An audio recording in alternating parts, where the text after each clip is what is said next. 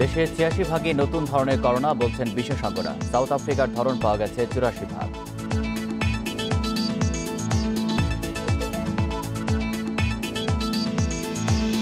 ঢিলেঢালা লকডাউনে করোনা সংক্রমণ আরও বাড়ার শঙ্কা বিশেষজ্ঞদের। স্বাস্থ্যবিধি নিশ্চিতে কঠোর হওয়ার পরামর্শ।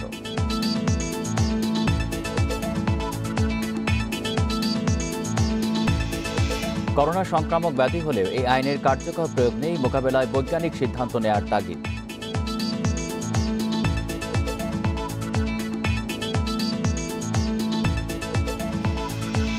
মুক্তিপণ আদায়ের সময় র্যাবের ৩ ও বিমান বাহিনীর ১ জন গ্রেপ্তার, বাহিনীর কাছে হস্তান্তর।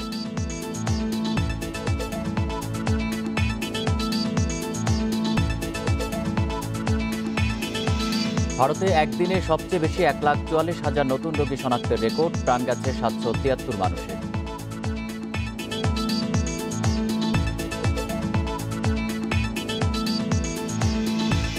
স্বাগত বিরতিহীন ইন্ডিপেন্ডেন্ট সংবাদে। আপনাদের সাথে আছি আমি আলী আশরাফ। শুনছিলেন শিরোনাম, জানাবো পুরো খবর।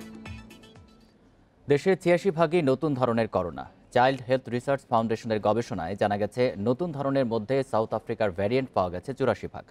এতে টিকার কার্যকারিতা নিয়ে প্রশ্ন উঠলেও বিশেষজ্ঞরা বলছেন অক্সফোর্ডের টিকা সংক্রমণের জটিলতা ও মৃত্যুহার কমায়। বহুরূপী করোনা ভাইরাস ধরন বদলাচ্ছে দিনে দিনে। গবেষকেরা বলছেন যুক্তরাজ্য, সাউথ আফ্রিকা ও ব্রাজিলে শনাক্ত করোনার নতুন ধরন সবচেয়ে ভয়ঙ্কর। এটির সংক্রমণ সক্ষমতা ও জটিলতা অনেক বেশি। করোনার গতি প্রকৃতি জানতে এ পর্যন্ত ১৮৫টি জেনোম সিকোয়েন্স করেছে চাইল্ড হেলথ রিসার্চ ফাউন্ডেশন। তারা জানাচ্ছে গত বছরের ডিসেম্বরে যুক্তরাজ্যের ধরন, এবছরের জানুয়ারিতে সাউথ আফ্রিকার ধরন শনাক্ত হয়।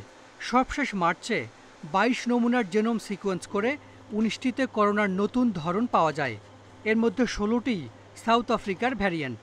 এই ধরন শনাক্ত হয়েছে ঢাকার বাইরেও। এদিকে আইসিডিডিআরবির গবেষণাতেও সাউথ আফ্রিকার ধরন পাওয়া গেছে ৮১ ভাগ। সাউথ আফ্রিকাটাও কিন্তু অনেক বেশি বিস্তার ঘটাচ্ছে, আর একই সময় সে একটু বেরুলেন্ট আছে। এখন এই যে ব্যাপারগুলো, সেগুলিকে মনে রেখে আমাদেরকে স্বাস্থ্যবিধি মেনে চলতে হবে। দেশে গত এক সপ্তাহেই ৫০,০০০ করোনা রোগী শনাক্ত হয়েছে, মারা গেছে ৪০০-র বেশি। এই ভয়াবহতার জন্য নতুন ধরন কতটা দায়ী তা জানতে পরীক্ষা করা নমুনার কমপক্ষে ৫ ভাগের জেনোম সিকোয়েন্স করা জরুরি বলে মনে করছেন বিশেষজ্ঞরা। কোনো অর্থই বহন করে না যতক্ষণ ওই ভ্যারিয়েন্টটি এই দেশের মানুষকে কি করে সেটি প্রমাণিত না হয়। ওই কত ভাগ মৃত্যু হয়, কত ভাগ ভেন্টিলেশন লাগে, কত পার্সেন্ট অক্সিজেন স্যাচুরেশন লাগে, সেটা কতদিনের মাথায় ঘটে। এই অজস্র যেগুলো মূলত মানুষের প্রাণ রক্ষার সঙ্গে এবং চিকিৎসার সঙ্গে জড়িত প্রশ্ন, সেগুলোর উত্তর দিতে হলে আরটিপিসিআর, জেনোম সিকোয়েন্সিং এবং হসপিটাল ট্রিটমেন্ট, এই পুরোটা লিঙ্কড হতে হবে। সাউথ আফ্রিকার ভ্যারিয়েন্টে করোনা টিকার কার্যকারিতা নিয়েও শুরু হয়েছে আলোচনা। চিকিৎসকেরা বলছেন টিকা অবশ্যই নিতে হবে, এতে রোগের জটিলতা ও মৃত্যু ঝুঁকি কমে। ফার্স্ট জেনারেশন ভ্যাকসিন দেওয়া হচ্ছে একটি কারণ, এটা মূলত মৃত্যু বন্ধ করে দেয়, অলমোস্ট শূন্যের কোটায় নামিয়ে দেয়। হাসপাতালে গুরুতর হওয়ার সংখ্যা ৯০ ভাগ কমিয়ে দেবে বা ৮০ ভাগ কমিয়ে দেয়। এটা ভ্যারিয়েন্ট টু ভ্যারিয়েন্ট কিছু পার্থক্য হয়, কিন্তু এটা হাসপাতালে ভর্তি গুরুতর হওয়াটা কমিয়ে দেয়। করোনার নতুন ধরন এরই মধ্যে ছড়িয়েছে ১০০-র বেশি দেশে। Hasan Misbah, independent news, Dhaka. দেশে প্রতিদিনই বাড়ছে মহামারী করোনা ভাইরাসের প্রকোপ। আক্রান্তর সংখ্যা বৃদ্ধির পাশাপাশি বাড়ছে মৃত্যুর হারও। সকাল থেকে রাজধানীর বিভিন্ন হাসপাতালে রয়েছে উপসর্গ নিয়ে করোনা পরীক্ষা করাতে আসা রোগীর ভিড়। তবে ভিড় বাড়লেও অনেক জায়গায় মানা হচ্ছে না স্বাস্থ্যবিধি। আরও জানাতে রাজধানীর মুগদা থেকে যোগ দিচ্ছেন সহকর্মী বিপ্রজিৎ চন্দ্র। বিপ্রজিৎ, আজকে যারা নমুনা পরীক্ষা করাতে এসছেন তাদের ভিড় কেমন দেখছেন? স্বাস্থ্যবিধি তারা কতটা মানছেন?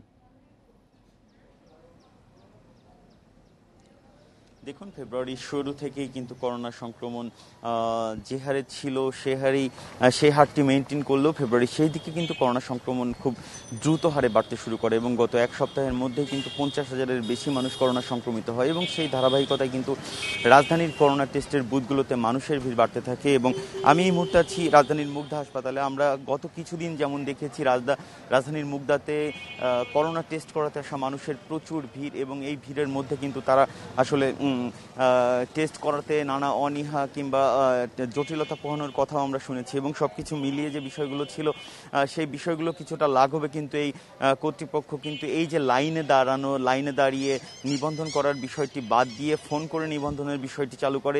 যার ফলে গত কিছুদিন আমরা যেমন দেখেছি করোনা পরীক্ষার লাইনে মানুষের প্রচণ্ড ভিড়, এবং সেই ভিড়ে স্বাস্থ্যবিধিও লঙ্ঘিত হচ্ছিল। সেই বিষয়টি কিন্তু আগের থেকে অনেকটা সুশৃঙ্খলে হয়ে এসেছে, কারণ এখন আর মানুষকে ওইভাবে লাইনে দাঁড়াতে হচ্ছে না। আগে যেমন দাঁড়াতে হতো, এখন মানুষ ফোন করেই নিবন্ধনের সময় নিয়েই কিন্তু এখানে আসতে পারছেন। আর এর পাশাপাশি রাজধানীর অন্য টেস্টের বুথগুলোতেও কিন্তু এই পরিমাণ ভিড় লক্ষ্য করা গেছে, এবং করোনা সংক্রমণ বাড়ার সঙ্গে সঙ্গে সবথেকে বড় যে বিষয়টি ঘটেছে সেটি হচ্ছে হাসপাতালে সিটের স্বল্পতা। অর্থাৎ রাজধানীর সব হাসপাতালেই কিন্তু সিটের প্রচণ্ড স্বল্পতা রয়েছে, আইসিইউ খালি রয়েছে। রাজধানীর করোনার জন্য নির্ধারিত সরকারি হাসপাতালে মাত্র 3টি আইসিইউ বেড ফাঁকা রয়েছে, এবং সাধারণ শয্যা ফাঁকা রয়েছে 275টি। এমন পরিস্থিতিতে কিন্তু জনস্বাস্থ্য বিশেষজ্ঞরা স্বাস্থ্যবিধি মেনে চলার উপর জোর দিয়েছেন। তারা বলছেন যে কোনো মূল্যেই স্বাস্থ্যবিধি মেনে চলতে হবে, এবং টিকা নিতেও কিন্তু তারা উৎসাহিত করেছেন। অর্থাৎ টিকা নেয়া, স্বাস্থ্যবিধি মানা সহ বাকি যে স্বাস্থ্যবিধিগুলো রয়েছে সব কিছু যদি পরিপূর্ণভাবে মেনে চলা যায় তাহলেই হয়তো করোনা সংক্রমণ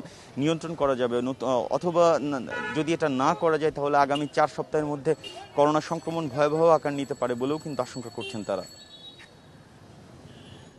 মুগদা জেনারেল হাসপাতাল থেকে জানাচ্ছিলেন সহকর্মী বিপ্রজিৎ চন্দ্র। করোনা ভাইরাসকে সংক্রামক ব্যাধি হিসাবে অন্তর্ভুক্ত করা হলেও এই সংক্রান্ত আইনের কার্যকর প্রয়োগ নেই। তাই করোনা প্রতিরোধে আইনটির যথাযথ প্রয়োগের তাগিদ বিশেষজ্ঞদের। তারা বলছেন, সংক্রমণ মোকাবেলায় এই আইনটি ব্যবহার করে বৈজ্ঞানিক সিদ্ধান্ত নিতে হবে। করোনা ভাইরাসকে দেশে সংক্রামক ব্যাধি ঘোষণা করে গেজেট জারি করতে গত বছরের 18 মার্চ নির্দেশ দেয় হাইকোর্ট। পরদিনই গেজেট জারি করে স্বাস্থ্যসেবা বিভাগ। ফলে কোভিড-19 দেশে 24তম সংক্রামক রোগ হিসেবে তালিকাভুক্ত হয়। জনস্বাস্থ্য সংক্রান্ত জরুরি অবস্থা মোকাবেলায় সংক্রামক রোগ প্রতিরোধ, নির্মূল এবং নিয়ন্ত্রণে সরকার 2018 সালে আইন করে। করোনা নিয়ন্ত্রণে ওই আইনের আওতায় চলছে কার্যক্রম। তবে আইনবিদরা বলছেন, আইনটির যথাযথ প্রয়োগে ঘাটতি আছে। আইন অনুযায়ী মহামারী নিয়ন্ত্রণে উপদেষ্টা কমিটি গঠন করা হলেও এর কার্যক্রম নেই।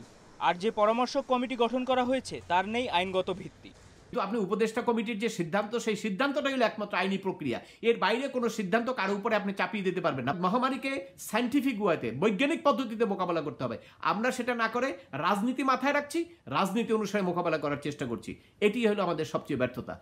স্বাস্থ্যবিধি মানতে অভিযান চললেও তা করোনা নিয়ন্ত্রণে প্রভাব ফেলতে পারছে না। তাই সংক্রমণ প্রতিরোধে জনসচেতনতা তৈরিতে দৃষ্টান্তমূলক শাস্তির পরামর্শ আইনজ্ঞদের। এই আইনের অধীনে যদি কিছু কিছু ধরনের উদাহরণস্বরূপ হিসেবে এক্সাম্পলারি পানিশমেন্ট, দৃষ্টান্তমূলক শাস্তি দেওয়া যায়, কারণ আমরা অনেক বিদেশ যাত্রীদের ক্ষেত্রেই দেখছি যে কোয়ারেন্টিনের যে নিয়ম কানুন সেটি কিন্তু তারা মেনে চলেন না। এবার 31 জেলাকে উচ্চ ঝুঁকিপূর্ণ ঘোষণা করেছে সরকার। আইনজীবীরা বলছেন, এটি আইন সমর্থন করে না। আইনে সংক্রমিত এলাকা বা দুর্গত এলাকা ঘোষণার সুযোগ আছে। মাহমুদুন নবী, ইন্ডিপেন্ডেন্ট নিউজ। ঢিলেঢালা লকডাউন পালিত হয়, করোনা আক্রান্তের সংখ্যা আরও বাড়ার আশঙ্কা বিশেষজ্ঞদের। স্বাস্থ্যবিধি নিশ্চিত করতে আইনশৃঙ্খলা বাহিনীকে কঠোর হওয়ার পরামর্শ তাদের। বিশেষজ্ঞরা বলছেন, করোনা শনাক্ত প্রত্যেককে কোয়ারেন্টিন ও আইসোলেশনে বাধ্য করতে হবে। উদ্বেগজনক হারে বাড়ছে করোনা সংক্রমণ ও মৃত্যু। এপ্রিলের 9 দিনেই আক্রান্ত হয়েছে 60,000-এর বেশি মানুষ। পরিস্থিতি মোকাবিলায় 5 এপ্রিল লকডাউন দেয় সরকার। ঘোষণার পরপরই ঢাকা, চট্টগ্রামের মতো উচ্চ সংক্রমিত এলাকা থেকে সারা দেশে ছড়িয়ে যায় মানুষ। সাথে ছড়িয়ে পড়ে করোনা সংক্রমণও। আবারও আসলো 7 দিনের লকডাউনের ঘোষণা। বিশেষজ্ঞরা বলছেন, এবারও স্বাস্থ্যবিধি মানতে কঠোর না হলে সংক্রমণ কমিয়ে আনা কঠিন হবে।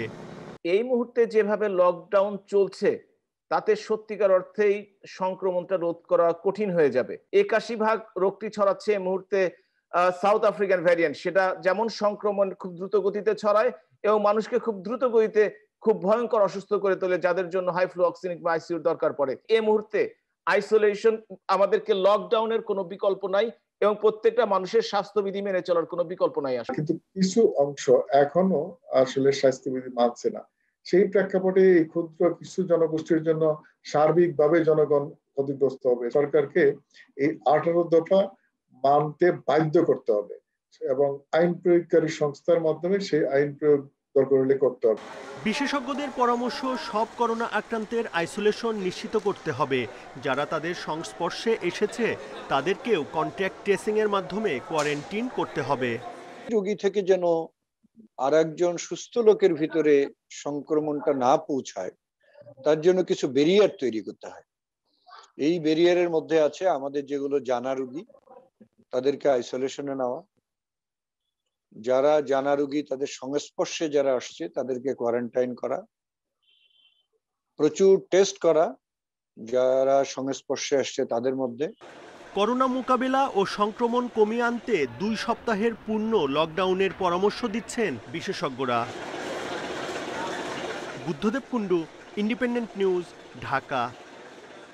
এবার আর ঢিলে ঢালা নয়, কঠোর হবে লকডাউন। 14 এপ্রিল থেকে নতুন করে 7 দিনের লকডাউন ঘোষণা করল সরকার। এই সময়ে সরকারি বেসরকারি সব অফিস, গার্মেন্টস, কারখানা বন্ধ থাকবে। জরুরি সেবা ছাড়া কোনো যানবাহন চলাচল করবে না। এসব বিধিনিষেধ দিয়ে রোববার প্রজ্ঞাপন দেওয়া হবে বলে জানান জনপ্রশাসন প্রতিমন্ত্রী। করোনার দ্বিতীয় ঢেউয়ে মার্চের শেষ দিক থেকে আক্রান্তের সংখ্যা বাড়তে থাকে। এখন প্রতিদিন গড়ে 4,500 মানুষ আক্রান্ত হচ্ছেন, বাড়ছে মৃত্যুর সংখ্যাও। পরিস্থিতি মোকাবেলায় 5 থেকে 11 এপ্রিল পর্যন্ত 7 দিনের লকডাউন দেয় সরকার। কিন্তু এই লকডাউনে চলেছে গণপরিবহন, খুলেছে দোকানপাট, অফিস, শিল্প কারখানা খোলা ছিল, বইমেলাও বন্ধ হয়নি। এতে সমালোচনা করেন জনস্বাস্থ্য বিশেষজ্ঞরা। এই পরিস্থিতিতে করোনা মোকাবেলায় গঠিত জাতীয় পরামর্শ কমিটি বুধবার বৈঠক করে জানায় 2 সপ্তাহের পূর্ণ লকডাউন ছাড়া পরিস্থিতি নিয়ন্ত্রণ করা সম্ভব নয়। শুক্রবার জনপ্রশাসন প্রতিমন্ত্রী জানান 14 এপ্রিল থেকে আবারও 7 দিনের লকডাউন দেয়া হবে।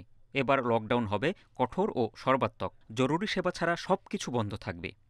14 তারিখ থেকে আপনার 20 তারিখ পর্যন্ত 1 সপ্তাহের জন্য কঠোর লকডাউন, যেটি হচ্ছে আপনার কমপ্লিট লকডাউন যেটা থাকবে।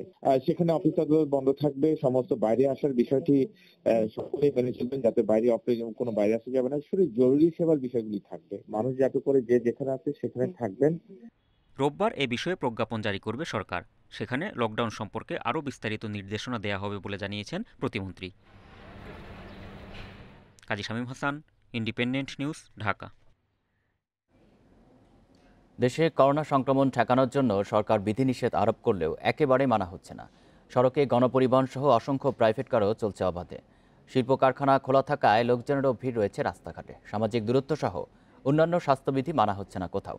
আরও জানাতে রাজধানীর আমিনবাজার থেকে যোগ দিচ্ছেন সহকর্মী মাহমুদ শরীফ। শরীফ, আমিনবাজার এলাকার কি পরিস্থিতি? গণপরিবহনে যে অর্ধেক যাত্রী নিয়ে চলার কথা সেটি চলছে কিনা, আর সাধারণ মানুষের মধ্যে সচেতনতা কেমন দেখছেন? দেখুন, ঢাকার প্রবেশমুখের একটি আমিনবাজার এই গাবতলীর এই অংশটি একটি প্রবেশমুখ। এখানে যে বিষয়টি হয়েছে যে গণপরিবহন চলাচলের যে বিধিনিষেধ রয়েছে, অর্থাৎ সিটি কর্পোরেশন থেকে কোনো গণপরিবহন বাইরে যেতে পারবে না, এই শর্তটি আসলে পুরোপুরি বাস্তবায়িত হচ্ছে না, বা আইন শৃঙ্খলা বাহিনী সেটি পুরোপুরি বাস্তবায়ন করতে পারছে না। আমি যদি সড়কের চিত্র একটু দেখাতে চাই, আসলে ঢাকায় যে প্রবেশ করছে যারা, তারা মূলত অনেক গণপরিবহন সেগুলি আসলে এই আমিনবাজারের একটি অংশে তারা এখানে যাত্রীদের নামিয়ে দিচ্ছে। পরে যাত্রীরা এই গাবতলী আমিনবাজার যে ব্রিজটি রয়েছে, এই ব্রিজটি তারা পায়ে হেঁটে পার হয়ে তারা ঢাকা সিটির ভেতর প্রবেশ করে তারা বিকল্প গণপরিবহনে তাদের গন্তব্য বা অফিস আদালতে তারা যাচ্ছে। একটি বিষয় হচ্ছে যে এই যে সরকারি বিধিনিষেধ বা নির্দেশনা, এটি বাস্তবায়নের জন্য এর আগের বছর অর্থাৎ গত বছর যখন করোনার সময় বিধিনিষেধ এসেছিল, সাধারণ ছুটি ছিল, তখন এই গাবতলী আমিনবাজার এলাকায় আইনশৃঙ্খলা বাহিনী সহ প্রশাসনের যেরকম নজরদারি ছিল, এবার কিন্তু সেটি একেবারে নেই বললেই চলে। কারণ গণপরিবহনে যে যাত্রী বহনের যে অর্ধেক শর্ত রয়েছে, অর্থাৎ অর্ধেক যাত্রী বহন করবে, সেটিও আসলে পুরোপুরি পালন হতে দেখা যাচ্ছে না। এর কারণে মূলত যারা যাত্রী আছেন তারা বলছেন যাত্রীর তুলনায় গণপরিবহনের যে সংখ্যা সেটি কম থাকায় এটি আসলে সম্ভব হচ্ছে না। এমন প্রেক্ষাপটে যাত্রীরা বলছেন সরকারের যে বিধিনিষেধ সেগুলি আসলে এই যে এমন প্রেক্ষাপটে পুরোপুরি তারা মানতেও পারছে না। কারণ স্বাস্থ্যবিধির ক্ষেত্রে যদি আসি সেক্ষেত্রেও তারা একই কথা বলছেন, কারণ এখানে অনেকে মাস্ক পরছেন কিন্তু সামাজিক বা শারীরিক দূরত্বের যে বিষয়টি সেটি অনেক ক্ষেত্রেই বিভিন্ন জায়গায় আমরা আসলে পালন করতে দেখিনি এবং এর জন্য সাধারণ যারা মানুষ রয়েছেন তাদেরও যেমন দায় রয়েছে, আবার এখানে যারা ব্যবস্থাপনায় রয়েছেন তাদেরও দায় রয়েছে। এটি সাধারণ মানুষের বক্তব্য। সাধারণ মানুষ বলছেন যে লকডাউনের যে বিধিনিষেধ, এই বিধিনিষেধ পালনে তাদের যে চেষ্টা, এই চেষ্টা আসলে কমতি নেই, কিন্তু তারা আসলে বাধ্য হয়ে সেটি অনেকাংশে পালন করতে পারছে না। এমন প্রেক্ষাপটে আমরা যে বিষয়টি দেখছি যে 14 এপ্রিল থেকে যখন কঠোর লকডাউন আসবে, অর্থাৎ সরকারের পক্ষ থেকে এর মধ্যে ঘোষণা এসেছে যে কঠোর লকডাউন হবে, তখন হয়তো আসলে অফিস আদালত বন্ধ হয়ে যাবে, শিল্প কারখানা, গার্মেন্টস সবকিছু বন্ধ হয়ে যাবে। তখন অফিসগামী মানুষ বা বিভিন্ন কাজে যারা বাহির হন তাদের যে এই যে ভোগান্তি, অর্থাৎ মাইলের পর মাইল তাদের পায়ে হেঁটে গন্তব্যে পৌঁছা বা বিভিন্ন অফিস আদালতে যেতে যে ভোগান্তি, এটি আসলে কমে যাবে। কারণ অফিস আদালত সবকিছুই খোলা রয়েছে, এর মধ্যে আবার গণপরিবহনে যাত্রী সীমিত রয়েছে, যাত্রী চলাচল এবং গণপরিবহন ঢাকার ভেতর সরাসরি সব গণপরিবহন প্রবেশও করতে পারছে না। এমন প্রেক্ষাপট আসলে তারা চাইছেন সরকার একটি কার্যকর উদ্যোগ নেবে এবং সাধারণ মানুষের যে ভোগান্তি, সেই ভোগান্তি যাতে আর না হয় এর জন্য তারা সরকারের পক্ষ থেকে যে ব্যবস্থাপনা সেটি খুব দ্রুতই কার্যকর হবে। আমরা একটি বিষয় দেখেছি যে এই যে সরকারের যে বিধিনিষেধ বা স্বাস্থ্যবিধি মানার যে নির্দেশনা, এগুলি অনেক ক্ষেত্রে অনেকাংশে উপেক্ষিত এবং অনেককে দেখা যায় যে এখনও স্বাস্থ্যবিধি মানছেন না, মাস্ক পরছেন না, তারা আগের মতো করেই তাদের যে গন্তব্য বা অফিস আদালত সেখানে তারা ছুটে যাচ্ছেন। সব কিছু মিলিয়ে এই যে স্বাস্থ্যবিধি মানার যে প্রবণতা, এটি আসলে পুরোপুরি এখন পর্যন্ত দেখা যাচ্ছে না। আমিনবাজার থেকে জানাচ্ছেন সহকর্মী মাহমুদ শরীফ। দেখছেন বিরতিহীন ইন্ডিপেন্ডেন্ট সংবাদ। সংবাদে আরও যা থাকছে: হেফাজতের তাণ্ডবে ব্রাহ্মণবাড়িয়ায় 2 সপ্তাহ ধরে বন্ধ টিকা কর্মসূচি, চিকিৎসা সেবা পাওয়া নিয়ে দুশ্চিন্তায় মানুষ।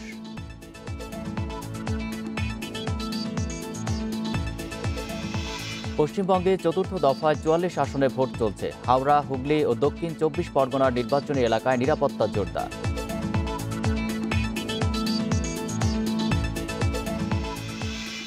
চাইলে বাংলাদেশকে করোনার টিকা দেবে যুক্তরাষ্ট্র। প্রধানমন্ত্রী শেখ হাসিনাকে এমন কথা বলেছেন মার্কিন প্রেসিডেন্টের বিশেষ দূত জন কেরি। শুক্রবার বিকেলে গণভবনে দুজনের বৈঠকে এই নিয়ে কথা হয়। এর আগে যৌথ সংবাদ সম্মেলনে জন কেরি বলেন, রোহিঙ্গা ইস্যুতে কথা রাখেনি মিয়ানমারের সুচি প্রশাসন। 22 ও 23 এপ্রিল যুক্তরাষ্ট্রে অনুষ্ঠিত হবে লিডার্স সামিট অন ক্লাইমেট। এ অনুষ্ঠানে প্রধানমন্ত্রী শেখ হাসিনাকে আমন্ত্রণ জানাতে ঢাকায় আসেন মার্কিন প্রেসিডেন্ট জো বাইডেনের জলবায়ু বিষয়ক বিশেষ দূত জন কেরি। শুক্রবার সকালে ভারতের দিল্লি থেকে বিশেষ ফ্লাইটে ঢাকায় পৌঁছান। শাহজালাল বিমানবন্দরে তাকে স্বাগত জানান পররাষ্ট্রমন্ত্রী আব্দুল মোমেন। পরে রাষ্ট্রীয় অতিথি ভবন পদ্মায় পররাষ্ট্রমন্ত্রী আব্দুল মোমেনের সাথে বৈঠক করেন জন কেরি। প্রায় ঘণ্টাব্যাপী বৈঠকে জলবায়ু পরিবর্তন ও রোহিঙ্গা ইস্যুতে আলোচনা করে দুপক্ষ। পরে যৌথ সংবাদ সম্মেলনে পররাষ্ট্রমন্ত্রী জানান, জলবায়ু পরিবর্তনের প্রভাবে পরিবেশ দূষণ, নদী ভাঙন, পানিতে লবণাক্ততা ও বৈশ্বিক উষ্ণতা বৃদ্ধি নিয়ে আলোচনা হয়েছে। নদী দূষণ, জলবায়ু পরিবর্তন ও বৈশ্বিক উষ্ণতার কারণে লবণাক্ততা বেড়ে যাওয়ায় প্রতি বছর হাজারো মানুষ উদ্বাস্তু হচ্ছে তা নিয়ে আলোচনা হয়েছে। এক্ষেত্রে যুক্তরাষ্ট্রকে পাশে চায় বাংলাদেশ। 11 লাখ রোহিঙ্গার কারণে বনাঞ্চল ও পরিবেশ প্রতিবেশ বিনষ্ট হচ্ছে। রোহিঙ্গাদের মর্যাদাপূর্ণ প্রত্যাবাসন নিশ্চিত করতে আশা করি যুক্তরাষ্ট্র গুরুত্বপূর্ণ ভূমিকা রাখবে। সংবাদ সম্মেলনে জন কেরি বলেন, সবাইকে এক হয়ে জলবায়ু পরিবর্তনের চ্যালেঞ্জ মোকাবিলা করতে হবে। এ সময় সুন্দরবন রক্ষায় বিশেষ গুরুত্ব দেন তিনি। জলবায়ু পরিবর্তনজনিত ঝুঁকি মোকাবেলায় বিশেষ গুরুত্ব দিচ্ছেন প্রেসিডেন্ট জো বাইডেন। বিশ্বের সব দেশ মিলে এই ঝুঁকি মোকাবেলা করতে হবে। জলবায়ু ঝুঁকি মোকাবেলায় যুক্তরাষ্ট্র সরকার পদক্ষেপ নিয়েছে। এ লক্ষ্যে গ্রিন টেকনোলজি ট্রান্সফার ও ফান্ড গঠনে বিশেষ গুরুত্ব দিচ্ছি। পরিবেশ ঝুঁকি কমাতে মার্কিন যুক্তরাষ্ট্র প্রতি বছর $100 বিলিয়ন খরচ করবে। রোহিঙ্গাদের বাংলাদেশে আশ্রয় দেয়ায় প্রধানমন্ত্রী শেখ হাসিনাকে ধন্যবাদ জানান জন কেরি। বলেন, এ ইস্যুতে মিয়ানমারের ওপর জো বাইডেন প্রশাসনের চাপ অব্যাহত রয়েছে। রোহিঙ্গা সংকট শুধু বাংলাদেশের একার দায় নয়, এটি একটি বৈশ্বিক সমস্যা। জাতিসংঘের নেতৃত্বে বিশ্ব সম্প্রদায়ের যৌথভাবে এই সংকট সমাধানে এগিয়ে আসা উচিত। যুক্তরাষ্ট্রের নতুন প্রশাসন মিয়ানমারে গণতন্ত্র পুনরুদ্ধারে ও রোহিঙ্গা প্রত্যাবাসনে ভূমিকা রাখবে। সংবাদ সম্মেলন শেষে গণভবনে জন কেরি বৈঠক করেন প্রধানমন্ত্রী শেখ হাসিনার সঙ্গে। প্রধানমন্ত্রী বলেন, যুক্তরাষ্ট্র জলবায়ু পরিবর্তন সম্পর্কিত প্যারিস চুক্তিতে ফেরায় এ আন্দোলন নতুন গতি পাবে। এ সময় বাংলাদেশকে করোনার টিকা দেওয়ার আশ্বাস দেন কেরি। পরে বিকেলেই ঢাকা ছাড়েন তিনি। Hasib Mahmud Shah, independent news, Dhaka. অপহরণ করে মুক্তিপণ আদায়ের সময় র্যাবের 3 সদস্যকে গ্রেপ্তার করেছে পুলিশ। হাতিরঝিল থানার মামলায় শুক্রবার রাজধানীর বসুন্ধরা ও মধুবাগ এলাকা থেকে তাদের গ্রেপ্তার করা হয়। এ সময় গ্রেপ্তার হয়েছে 2 সহযোগীও। ডিএমপি কমিশনার জানান, গ্রেপ্তার 4 জনের মধ্যে 3 জন সেনা ও 1 জন বিমান বাহিনীর হওয়ায় নিজ বাহিনীর কাছে হস্তান্তর করা হয়েছে। রাজধানীর হাতিরঝিলের মিরবাগের ব্যবসায়ী তামজিদ হোসেন বৃহস্পতিবার তাকে অপহরণ করে মুক্তিপণ চাইলে থানায় জানায় পরিবার। হ্যাঁ, তো এই বউ আর এক লগে বাইরে গেছে, এটা পরশু দিনকে বিকালবেলা গেছে আর আসে নাই। পরে তামজিদের বোনকে দিয়ে ফাঁদ পাতে পুলিশ। 12 লাখ টাকা মুক্তিপণ দিতে রাজি হয় পরিবার। টাকা দিতে যমুনা ফিউচার পার্কের সামনে যেতে বলে অপহরণকারীরা। টাকা নিতে আসলে 2 জন হাতে নাতে গ্রেপ্তার হয়। চক্রের বাকি সদস্যদের ধরতে আবারও ফাঁদ পাতে পুলিশ। টাকা বুঝে পেয়েছে জানিয়ে গ্রেপ্তার 2 জনকে দিয়ে চক্রের বাকি সদস্যদের বলায় অপহৃত তামজিদকে নিয়ে হাতিরঝিলে আসতে। মধুবাগে আসলে মাইক্রোবাস থেকে তামজিদকে উদ্ধার করে গ্রেপ্তার করা হয় এক নারীসহ আরো 3 জনকে। জনকে অপহরণ করে তার কাছে 2 কোটি টাকা চাইছে। তারপরে 12 লাখ টাকা নেগোসিয়েশন হয়েছে। এক পর্যায়ে তার বোন যখন টাকা দিতে যাবে তখন পুলিশের সাথে যোগাযোগ করছে। পরে পুলিশ ওই 2 জন সদস্যকে ওই টাকা দেওয়ার সময় সিএনজি থেকে আটক করে। জিজ্ঞাসাবাদে পুলিশ জানতে পারে গ্রেপ্তারকৃত 3 জন র্যাবের সদস্য, 1 জন বিমান বাহিনীর সদস্য আর ওই নারী তাদের সহযোগী। অপহৃত তামজিদকে ব্যবসার কথা বলে বৃহস্পতিবার উত্তরা ডেকে আনেন ওই নারী। অসামাজিক কাজের অভিযোগ তুলে মাইক্রোবাসে করে প্রথমে গাজীপুরে, পরে রূপগঞ্জ নিয়ে যাওয়া হয় তামজিদকে। এরপর চাওয়া হয় মুক্তিপণ। মামলা হয়েছে আর সেনাবাহিনীর যে সদস্য ছিল তাদের সেনাবাহিনীকে হস্তান্তর করা হয়েছে। তাদের আইন অনুযায়ী এই ধরনের অপরাধের বিচার তারা আভ্যন্তরীণভাবে করবে। এ ঘটনায় র্যাবের আরো 2 সদস্য জড়িত। তাদের গ্রেপ্তারের চেষ্টা চলছে বলে জানিয়েছে police. Masudur Rahman, independent news, Dhaka. হেফাজতের তাণ্ডবে ব্রাহ্মণবাড়িয়ায় 2 সপ্তাহ ধরে বন্ধ টিকাদান কর্মসূচি। পৌরসভায় টিকা কার্যক্রমের অফিসে থাকা 3 মাসের ওষুধ পুড়ে যাওয়ায় তৈরি হয়েছে অনিশ্চয়তা। শহরের চিকিৎসা সেবা পাওয়া মানুষেরাও পড়েছে দুশ্চিন্তায়। ব্রাহ্মণবাড়িয়ায় গত 26 মার্চ থেকে 3 দিন ধরে হেফাজতে ইসলামের নেতাকর্মীদের তাণ্ডব, ভাঙচুর ও অগ্নিসংযোগের চিহ্ন এখনও শহর জুড়ে। বিভিন্ন স্থাপনা ক্ষতিগ্রস্ত হওয়ায় অন্যান্য সেবা কার্যক্রমের পাশাপাশি থমকে আছে পৌর এলাকার টিকাদান কার্যক্রমও। পৌর ভবনে ভাঙচুর ও অগ্নিসংযোগের ঘটনায় নিচতলায় থাকা সিভিল সার্জন অফিস ও মেডিকেল অফিসারের কক্ষটি পুরোপুরি ছাই হয়ে যায়। এতে ওষুধ, 2টি ভেন্টিলেটর, অফিসের এসি সহ ক্ষতির পরিমাণ অন্তত 82 লাখ টাকা। পৌর কর্মকর্তারা জানান, আগুনে পৌরসভার টিকা কার্যক্রমে অফিসে থাকা 6টি ফ্রিজ ও 3 মাসের ওষুধ পুড়ে যাওয়ায় বন্ধ করে দিতে হয়েছে শহরের ইপিআই কার্যক্রম। পর থেকে আমাদের যারা বাচ্চা তাদেরকে টিকা দিতে পারতেছি না। আমাদের 6টা ফ্রিজ এবং আমাদের 2-3 মাসের ওষুধ আমরা পুড়ে গেছে। প্রায় 2 সপ্তাহ পেরিয়ে গেলেও কোনো ব্যবস্থা না নেওয়ায় পৌর এলাকার প্রায় 30,000 নারী ও শিশুর টিকা প্রাপ্তি অনিশ্চিত হয়ে উঠেছে।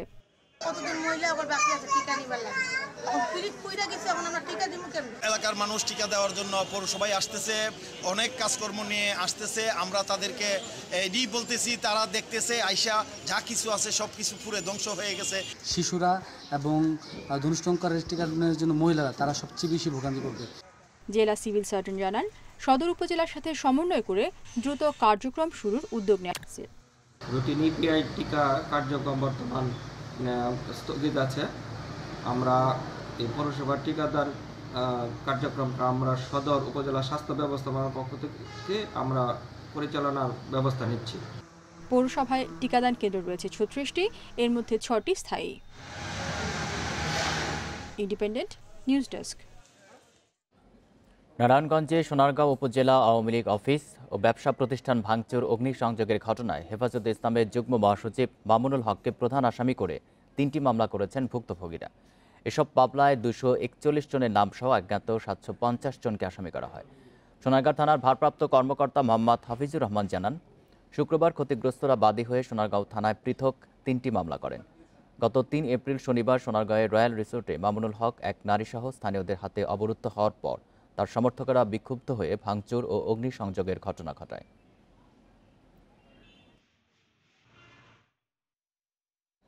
মাদারীপুরের কালকিনিতে অপহরণ করে মুক্তিপণ দাবির 5 দিন পর স্বামী স্ত্রীর হাত পা বাঁধা মরদেহ উদ্ধার হয়েছে। নিহত দম্পতি একটি হত্যা মামলার সাক্ষী ছিলেন। পূর্বশত্রুতার জেরে প্রতিপক্ষের লোকজন এই হত্যাকাণ্ড ঘটিয়েছে বলছেন স্বজনেরা। কালকিনি উপজেলার আলীনগর ইউনিয়নের কোলচরি সস্তাল গ্রামের মোয়াজ্জেম সর্দার ও মাকসুদা দম্পতি গত সোমবার রাতে সন্তানদের নিয়ে খাবার খেয়ে ঘুমিয়ে পড়লেও পরদিন সকাল থেকে তারা নিখোঁজ। মঙ্গলবার রাতে পরিবারের কাছে অজ্ঞাত নাম্বার থেকে ফোন করে দাবি করা হয় 2 লাখ টাকা মুক্তিপণ। পরদিন কালকিনি থানায় অপহরণ মামলা করেন ওই দম্পতির জামাতা। আর শুক্রবার সকালে উপজেলার রাজারচর এলাকার খাল থেকে উদ্ধার করা হয় তাদের মরদেহ। মোয়াজ্জেম সর্দারের সাক্ষী ছিল ওই জিয়াবুর হত্যা মামলার, আর ওই মোয়াজ্জেম সর্দারের ছেলে আছিল ওই হত্যা মামলার সাক্ষী, জিয়াবুর হত্যা মামলার সাক্ষী। সেই সাক্ষীর কারণেই এই জেরেই হাগো এই হত্যা করা হয়েছে।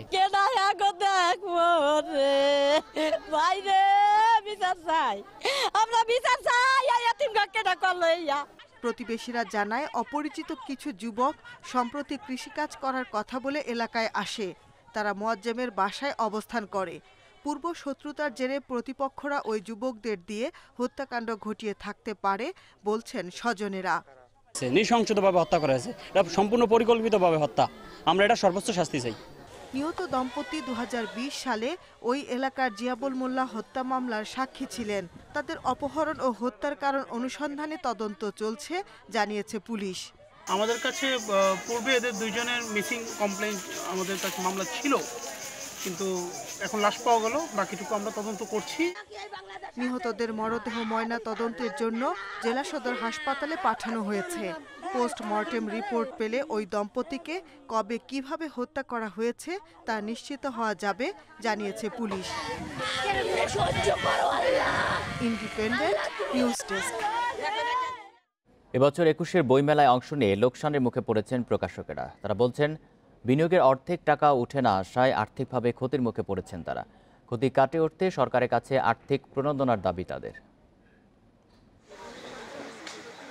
1978 সাল থেকে প্রকাশনা ব্যবসার সঙ্গে আছেন মাধবচন্দ্র দাস।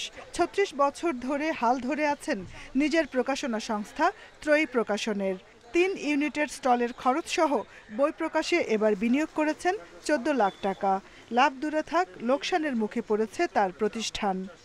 বাংলা একাডেমির ভাড়া, ডেকোরেশন ও আমার 3 জন ছেলে মেয়ে আছে যাদের স্টলে রাখা হয়েছে। বই ইনভেস্ট মিলিয়ে টোটাল 14 লাখ টাকা ইনভেস্ট। এই পর্যন্ত বিক্রি হয়েছে আমি 3 লাখ টাকা। পেরেস বাকি থাকে, বাদে কারক বাকি থাকে, কাগজও বাকি থাকে।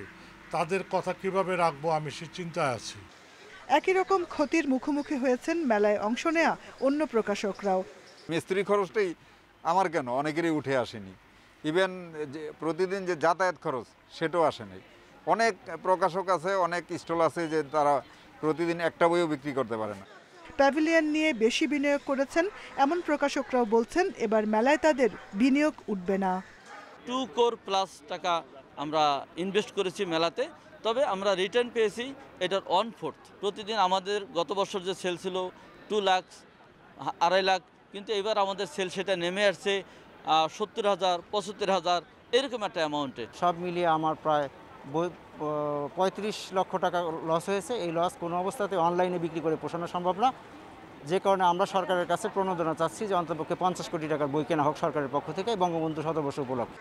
প্রকাশকরা বলছেন সরকারি প্রণোদনা ছাড়া এবছর ক্ষতি কাটিয়ে ওঠা সম্ভব নয়। Jahanara Parvin, independent news, Dhaka. Corona লকডাউনের খবরে 1 সপ্তাহের ব্যবধানে প্রায় দ্বিগুণ হয়েছে শিশুদের গুঁড়ো দুধের দাম। ভোক্তাদের অভিযোগ, মহামারীর অজুহাতে অত্যাধিক মুনাফা করছেন বিক্রেতারা। তবে ব্যবসায়ীদের দাবি, আমদানিকৃত শিশু খাদ্যের মজুত না থাকায় বেড়েছে দাম। করোনা সংক্রমণ বাড়ায় লকডাউনের ঘোষণা আসছে। এমন খবরে বাজারে বেড়ে যায় শিশু খাদ্য হিসেবে ব্যবহৃত গরু দুধের দাম। 1800 টাকার 1 কেজি গরু দুধের কৌটা বর্তমানে বাজারে বিক্রি হচ্ছে 3000 টাকারও বেশিতে। দাম বাড়ার জন্য পাইকারি ব্যবসায়ীদের দুষছেন খুচরা বিক্রেতারা। মেমোটাই তো আমি আপনার সামনে শুরু করে দিলাম। আমরা যাদের থেকে কিনি তাদের অজুহাত হইলো একটাই, যে ভাই আমরা মাল পাইতেছি না। 800 থেকে 1000 করে বাড়তি দামে আমরা দুধ কিনছি, 2800-2900 টাকা করে, এই জন্য আমাদের 3000-3100 করে বিক্রি করতে হচ্ছে। করোনার মধ্যে জরুরি শিশু খাদ্যের বাড়তি দাম গুনতে হিমশিম খাচ্ছেন অভিভাবকেরা। ব্যবসায়ীদের অযৌক্তিক দাম বাড়ানোর বিরুদ্ধে তদারকির দাবি তাদের। গত মাসে যে ন্যান3 কিনেছিলাম আমি 1800 টাকা দিয়ে, এখন সেই ন্যান3 আমাকে কিনতে হয়েছে লকডাউনের কারণে 3000 টাকা দিয়ে। মধ্যবিত্ত শ্রেণীর জন্য এটা খুবই কষ্টদায়ক। এই বাজার ব্যবস্থাপনা মনিটরিংটা এটা থাকা উচিত। আমদানিকারকেরা বলছেন, শিশুদের গরু দুধ আমদানিতে নানাবিধি আরোপের কারণে এ পণ্যের মজুদ নিয়ন্ত্রণ করেন অল্প কিছু ব্যবসায়ী।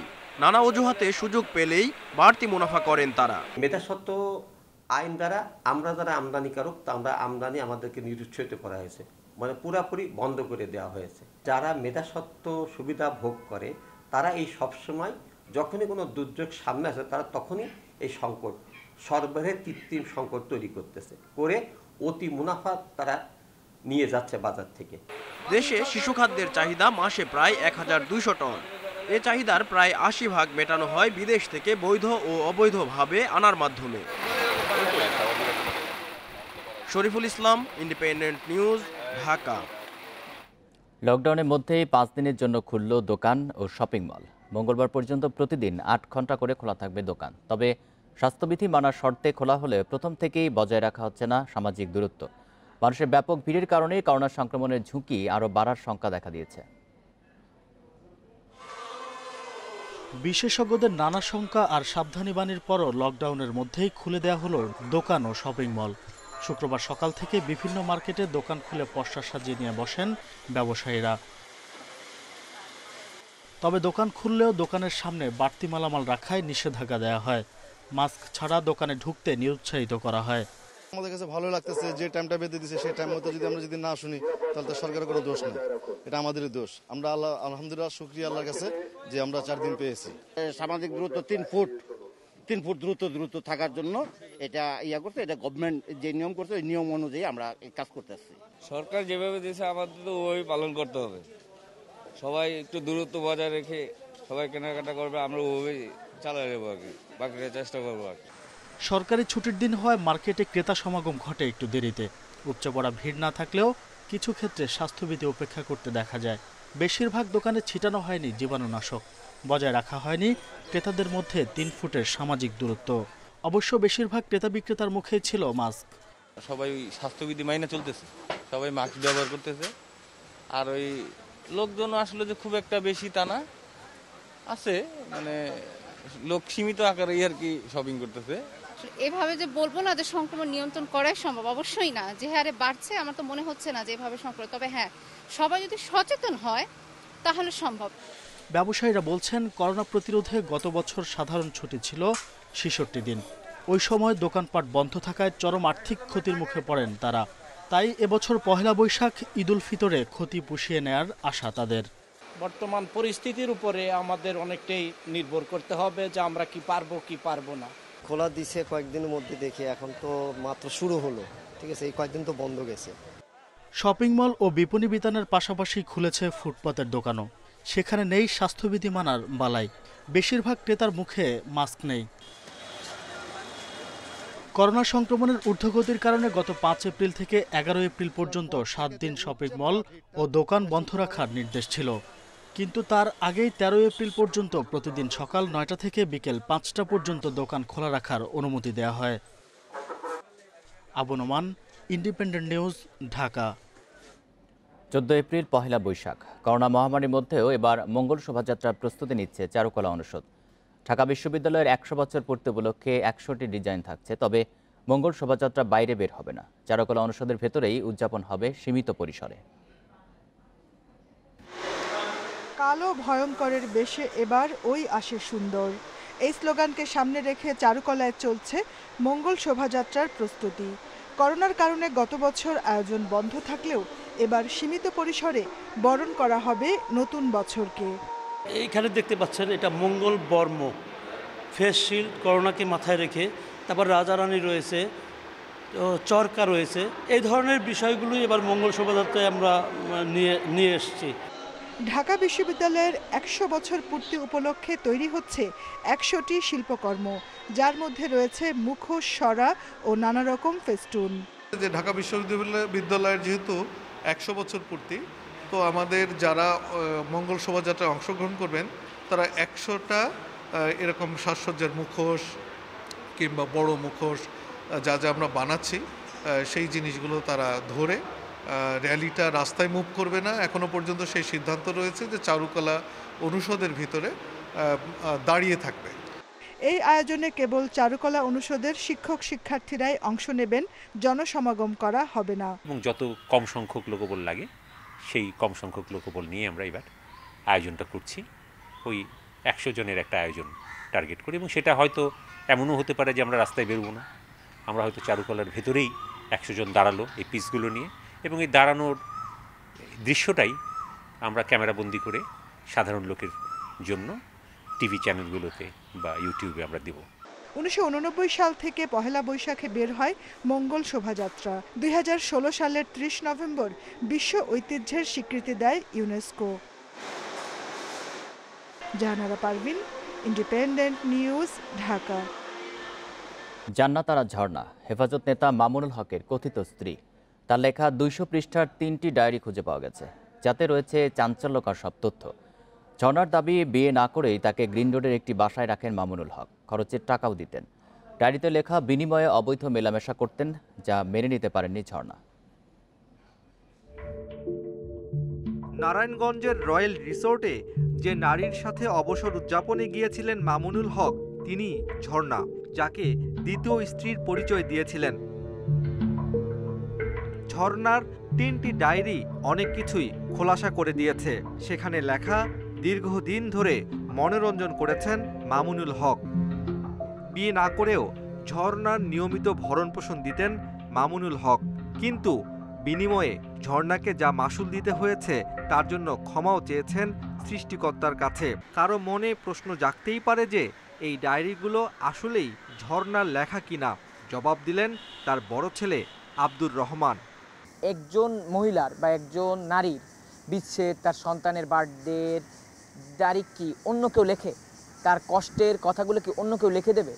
এটা স্বাভাবিক। আর এটা তার বাসা থেকে নেওয়া হয়েছে, তাহলে অন্য কেউ কীভাবে লিখবে? এটা তার পার্সোনাল ডায়েরি। আর একটা জিনিস শিওর, সে আমাকে বলেছিল যে আমার কিছু পার্সোনাল ডায়েরি আছে, তাহলে আমি ডায়েরির বিষয়ে তো শিওর। এখন এই ডায়েরিগুলোই এটা শিওর হলাম তখন, কেন এটা তার লেখা, এখানে আমাদের জন্মদিন, তারপরে তার বিচ্ছেদের, এটা থেকে আমি শিওর যে এটা আমার মায়েরই হাতের লেখা এবং এটা আমার মায়েরই ডায়েরি।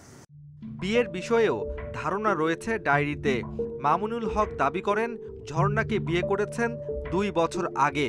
এ নিয়ে ২০১৯ সালের ২০ ফেব্রুয়ারি ঝর্ণার ডায়েরিতে শুধু লিখেছেন এগ্রিমেন্ট স্টার্ট, আর এবছরের ৬ ফেব্রুয়ারি লিখেছেন মামুনুল হক বিয়ের স্বপ্ন দেখিয়েছিলেন, কিন্তু তা পূরণ করেননি।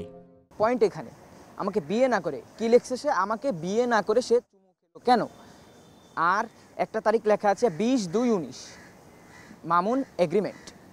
তাহলে আমাদের এটা বুঝতে হবে যে একটা এগ্রিমেন্ট অবশ্যই হয়েছিল, একটা ডিল হয়েছিল।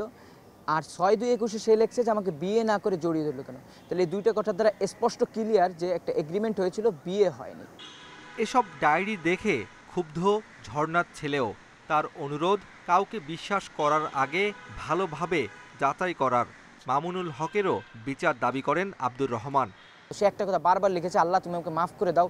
এই লোকগুলো আমাকে টাকা দিয়ে পুরোপুরি কিনে নিয়েছে, আমার কিছু করার নাই। আরও একটা কথা সে লিখেছে যে সাদা সাদা জামা পরলেই আর বড় বড় মাওলানার ডিগ্রি নিলেই সে মানুষ হয়ে যায় না, তার ভিতরে সে একটা মুখোশধারী হতে পারে। সে আর একটা কথা বলেছে যে আমি তাকে, হ্যাঁ এই কথাটা বলতেই হবে, যে আমি তাকে ভালোবাসি না ঘৃণা করি এটা বুঝতে পারতেছি না, কিন্তু এটা শিওর সে আমার জীবনটা নরক বানিয়ে ফেলেছে। এ ঘটনা তৈরি করেছে অনেক প্রশ্ন, দেখা দিয়েছে সন্দেহ। তদন্তের মাধ্যমে সব কিছু পরিষ্কার হোক, এমনটাই চায় সমাজের সবাই। Abdullah Rafi, independent news, Dhaka.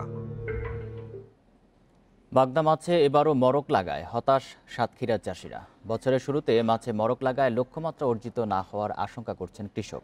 তবে ভাইরাসে আক্রান্ত হয়ে মাছ মারা যাওয়ার অভিযোগ উঠলেও মৎস্য বিভাগের দাবি পানির পরিমাণ কমে যাওয়া সহ তাপদাহে মরে যাচ্ছে মাছ। গত মৌসুমের মাঝামাঝি সময়ে আমপানের তাণ্ডবে মাছের ক্ষতি হয় ১৭৬ কোটি টাকা। ক্ষতি পোষাতে তাই চাষিরা এবার খুবই আগ্রহ নিয়ে ছেড়েছিলেন বাগদার পোনা। তবে প্রথম দফায় রেণু ছাড়ার পরে মাছ একটু বড় হতে না হতেই মারা যাচ্ছে। সপ্তাহ দুয়েক ধরে চলছে এই অবস্থা।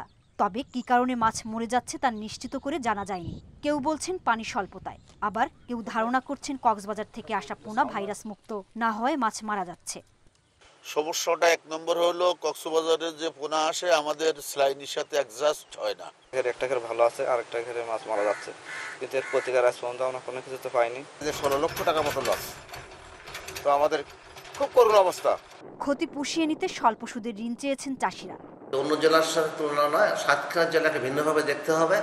আমরা এখানে মৎস্য অর্থকারী ফসল এবং এটা বিদেশে যায়।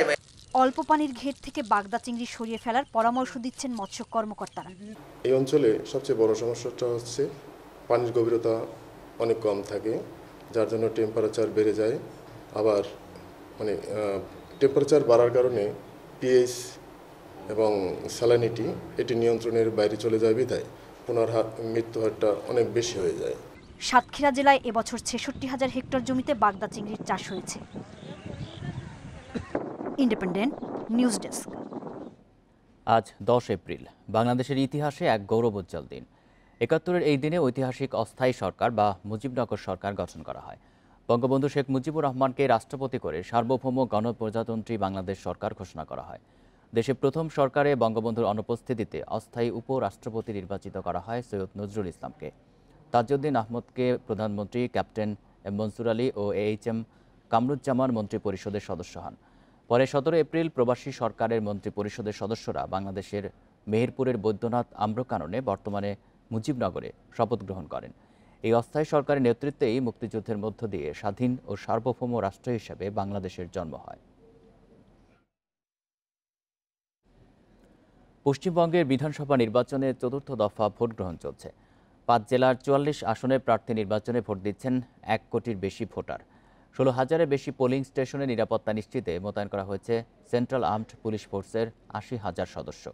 হাওড়া, হুগলি এবং দক্ষিণ 24 পরগনার পাশাপাশি উত্তরবঙ্গ ও আলিপুরদুয়ার, কোচবিহারেও ভোট হচ্ছে। চতুর্থ দফার ভোটে প্রার্থীর সংখ্যা 370 জনের বেশি। এর মধ্যে রয়েছেন বেশ কয়েকজন তারকা প্রার্থী। তবে টালিগঞ্জে 2 মন্ত্রীর হাড্ডাহাড্ডি লড়াই হবে বলে ধারণা করা হচ্ছে। অরূপ বিশ্বাস আর বাবুল সুপ্রিয়র লড়াই নিয়ে বেশ সরগরম আলোচনা চলছে। পশ্চিমবঙ্গে বিধানসভা নির্বাচনে নিজেদের অবস্থানে জোর তৎপরতা চালাচ্ছে বিজেপি। এ বিষয়ে আরও জানাচ্ছেন সহকর্মী জয়দীপ সরকার। ভোটের পর পশ্চিমবাংলার রাজনীতিতে যে নতুন সমীকরণ হতে চলেছে তার একটা আভাস কিন্তু মিলছে।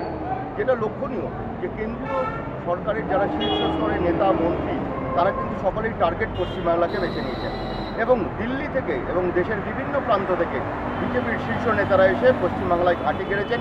তারা বাকি 5 দফার ভোট, যে 5 দফায় তাদের মূল টার্গেট, সেটাকে তারা নিশ্চিত করতে চান এবং দলকে পরিচালনা করতে চান। যেহেতু বিজেপির কোনো শীর্ষ নেতা সেই রকম পরিচিত মুখ তারা এখনও রাজ্যে তৈরি করতে পারেননি, তাই সে কাজ দায়িত্ব নিয়েই করছেন সংঘ এবং বিজেপির শীর্ষ নেতারা। সংক্রমণ শুরুর পর একদিনে সবচেয়ে বেশি 1,44,000 নতুন রোগী শনাক্ত হয়েছে ভারতে। এ নিয়ে মোট আক্রান্তের সংখ্যা 1,32 লাখ। একদিনে 773 জন নিয়ে দেশটিতে মৃতের সংখ্যা 1,68,000 ছাড়িয়েছে। একদিনে বিশ্বে আরও 13,000-এর মৃত্যু হয়েছে। নতুন করে শনাক্ত হয়েছে 7,85,000। মৃতের সংখ্যা 29,28,000 ছাড়িয়েছে। আক্রান্তের সংখ্যা 13,52,00,000-এর বেশি। 24 ঘন্টায় বিশ্বের সবচেয়ে বেশি মৃত্যু হয়েছে ব্রাজিলে, প্রাণ গেছে 3,647 জনের। এরপরও কড়াকড়ি শিথিল করতে শুরু করেছে রিও ডি জেনেরো কর্তৃপক্ষ। যুক্তরাষ্ট্রে একদিনে 9 শতাধিক প্রাণহানি নিয়ে মোট মৃত্যু 5,74,000। সংক্রমণ বাড়ায় টোকিওতে কড়াকড়ি বাড়িয়েছে জাপান, চলবে 11 মে পর্যন্ত। এছাড়াও পোল্যান্ডে 768, ইতালিতে 718, রাশিয়ায় 402, ইউক্রেনে 548, পেরুতে 307 জনের মৃত্যু হয়েছে। মিয়ানমারে জান্তা বাহিনীর সঙ্গে সংঘর্ষে শুক্রবার আরও 10 বিক্ষোভকারীর মৃত্যু হয়েছে। বার্তা সংস্থা রয়টার্স জানায়, বাগো শহরের প্যাগোডার কাছে তাদের মরদেহ দেখা গেছে। আহত হয়েছেন অনেকেই। সেনা অভ্যুত্থানের পর থেকে শুরু হওয়া বিক্ষোভে এই পর্যন্ত 6 শতাধিক মানুষের মৃত্যু হয়েছে, আটক হচ্ছে প্রায় 3,000। এদিকে সহিংসতায় নিহতের দায় বিক্ষোভকারীদের নিতে হবে বলে জানান মিয়ানমারের সামরিক বাহিনীর মুখপাত্র মেজর জেনারেল জাও মিন্তুন। সিএনএনকে দেওয়া সাক্ষাৎকারে তিনি বলেন, মিয়ানমারের সাধারণ মানুষ শান্তি চায়, তাই বিক্ষোভ এখন অনেকটাই কমে আসছে। এছাড়া গত বছর অনুষ্ঠিত সাধারণ নির্বাচনে জালিয়াতির তদন্ত চলছে বলেও জানান তিনি। ব্রিটেনের রানী দ্বিতীয় এলিজাবেথের স্বামী প্রিন্স ফিলিপের মৃত্যুতে শোক জানিয়েছেন প্রধানমন্ত্রী বরিস জনসন সহ বিশ্ব নেতারা। এদিকে বাকিংহাম প্যালেস সহ যুক্তরাজ্যে জাতীয় পতাকা অর্ধনমিত রাখা হয়েছে। বাকিংহাম প্যালেসের গেটে ফুল দিয়ে শ্রদ্ধা জানান ব্রিটেনের নাগরিকেরা। তবে করোনার বিধিনিষেধের কারণে তাদের জড়ো না হতে আহ্বান জানানো হয়েছে। ডিউক অব এডিনবার্গের প্রতি শ্রদ্ধা জানাতে লন্ডনের ওয়েস্টমিনিস্টার অ্যাবে গির্জার ৯৯ বার ঘণ্টা বাজানো হয়েছে। উইন্ডসর ক্যাসেলে স্থানীয় সময় শুক্রবার সকালে ফিলিপের মৃত্যু হয়। রানী দ্বিতীয় এলিজাবেথের বরাতে এক বিবৃতিতে এই তথ্য দিয়েছে বাকিংহাম প্যালেস। তার বয়স হচ্ছিল ৯৯ বছর। এর আগে অসুস্থ হলে ১৬ ফেব্রুয়ারি লন্ডনের একটি হাসপাতালে ভর্তি করা হয় তাকে। প্রিন্স ফিলিপ শুধু যুক্তরাজ্যের নয়, কমনওয়েলথভুক্ত দেশ ছাড়িয়ে বিশ্বের মানুষের ভালোবাসা অর্জন করেছেন। তিনি রাজপরিবার ও রাজতন্ত্রের জন্য গুরুত্বপূর্ণ ব্যক্তি ছিলেন। অসংখ্য তরুণের অনুপ্রেরণা ছিলেন প্রিন্স ফিলিপ। আজ শেষ হচ্ছে বঙ্গবন্ধু বাংলাদেশ গেমস। শেষ দিনে পুরুষ ক্রিকেটের ফাইনালে লড়বে বরেন্দ্র নর্থ জোন ও জাহাঙ্গীরাবাদ সেন্ট্রাল জোন। সন্ধ্যায় বঙ্গবন্ধু স্টেডিয়ামে সমাপনী অনুষ্ঠানের মধ্য দিয়ে নিভে যাবে গেমসের মশাল। করোনা ঝুঁকির মধ্যেও সফল আয়োজন হয়েছে দাবি সংশ্লিষ্টদের। গেমসের সেরা বাংলাদেশ আনসার। করোনা সংক্রমণ যখন ক্রমাগত বাড়ছে, তখন শঙ্কার মাঝে শুরু হয়েছিল বঙ্গবন্ধু বাংলাদেশ গেমস। তাক লাগিয়ে দেয় জমকালো উদ্বোধন। পরবর্তীতে লকডাউনের সিদ্ধান্তেও বন্ধ হয়নি গেমস। স্বাস্থ্যবিধি মেনেই এগিয়েছে সকল কার্যক্রম। করোনাকালে এত বড় আয়োজনের চ্যালেঞ্জ সফলই বলা যায়। এমন কোনো রিপোর্ট আসেনি যে কোনো খেলোয়াড় করোনা আক্রান্ত হয়েছে। তো এটা আমাদের জন্য অনেকটা স্বস্তির বিষয়। আমাদের যে চিফ প্যাট্রন মাননীয় প্রধানমন্ত্রীর প্রতি কৃতজ্ঞতা জানাচ্ছি যে তিনি আমাদেরকে সম্মতি দিয়েছিলেন যে নবম বঙ্গবন্ধু বাংলাদেশ অলিম্পিক এটার আয়োজন করার জন্য। সাঁতারে সর্বাধিক ৮টি স্বর্ণ জিতে গেমসের সেরা সোনিয়া আক্তার। ভারোত্তোলন, সুইমিং, সাইক্লিং, অ্যাথলেটিক্স ছিল রেকর্ডময়। সব মিলিয়ে এই গেমস থেকে প্রাপ্তি অনেক। যে সমস্ত ভালো প্লেয়ারগুলো এদেরকে লং টার্মে ট্রেনিংয়ের জন্য আওতায় নিয়ে আসতে এবং এদেরকে ট্রেনিং নিয়ে দিয়ে যাতে ভবিষ্যতের জন্য আরও তৈরি করতে পারি সেটা চেষ্টা করব। ফেডারেশন পাশাপাশি আমরা আমাদের মন্ত্রণালয়ের পক্ষ থেকেও আমরা সহযোগিতা করব। তাদের জন্য অবকাঠামো তৈরি করা, প্রশিক্ষণের ব্যবস্থা করা, সকল ধরনের কার্যক্রম ইনশাল্লাহ আমরা হাতে নেব। বড় ব্যবধানে এগিয়ে শীর্ষে বাংলাদেশ আনসার। সঠিক পরিকল্পনা আর অ্যাথলিটদের একাগ্রতায় এই অর্জন তাদের। বিপরীতে জাতীয় পর্যায়ের প্রতিযোগিতায় ওপরের সারিতে থাকা বিকেএসপি গেমসে প্রত্যাশা পূরণে ব্যর্থ।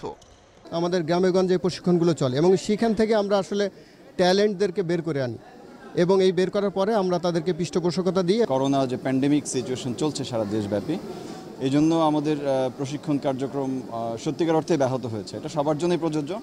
আর এটা যেহেতু একটা আবাসিক প্রতিষ্ঠান ছিল, এই জন্য আমরা কোনো ক্রমেই আমাদের ছাত্রদেরকে এনে প্রশিক্ষণ করাতে পারিনি। শেষ দিনে কেবল পুরুষ ক্রিকেটের ফাইনাল বাকি। সংক্ষিপ্ত সমাপনী অনুষ্ঠানেই টানা হবে গেমসের সমাপ্তি। সাইদ সাদি, ইন্ডিপেন্ডেন্ট নিউজ। শেষ বলের রোমাঞ্চে আইপিএলে উদ্বোধনী ম্যাচে চ্যাম্পিয়ন মুম্বাই ইন্ডিয়ান্সকে হারিয়ে মিশন শুরু করল রয়্যাল চ্যালেঞ্জার্স ব্যাঙ্গালোর। মুম্বাইয়ের দেয়া ১৬০ রানের জবাবে ২ উইকেটে জয় পায় ব্যাঙ্গালোর। ৫ উইকেট নিয়ে ম্যাচ সেরা হর্ষল প্যাটেল। মুম্বাইয়ের উদ্বোধনী জুটি ভাঙে চতুর্থ ওভারে। অধিনায়ক রোহিত শর্মা ফেরেন ১৯ রান করে, লিন ৪৯ আর সূর্যকুমার করেন ৩১ রান। পরে নিয়মিত উইকেট পড়ায় মুম্বাই আটকে যায় ১৫৯ রানে। ৫ উইকেট নিয়ে স্পটলাইটে হর্ষল প্যাটেল। জবাবে ওয়াশিংটন সুন্দরকে ওপেন করিয়ে চমক দেয় ব্যাঙ্গালোর। তিনি ফেরেন ১০ রানে। কোহলি ও ম্যাক্সওয়েলের জুটি দলকে রাখে সঠিক পথে। পরে কোহলি ৩৩ ও ম্যাক্সওয়েল আউট হন ৩৯ করে। শেষ দিকে ডি ভিলিয়ার্সের ৪৮ রান জয়ের কাজ সহজ করে দেয়।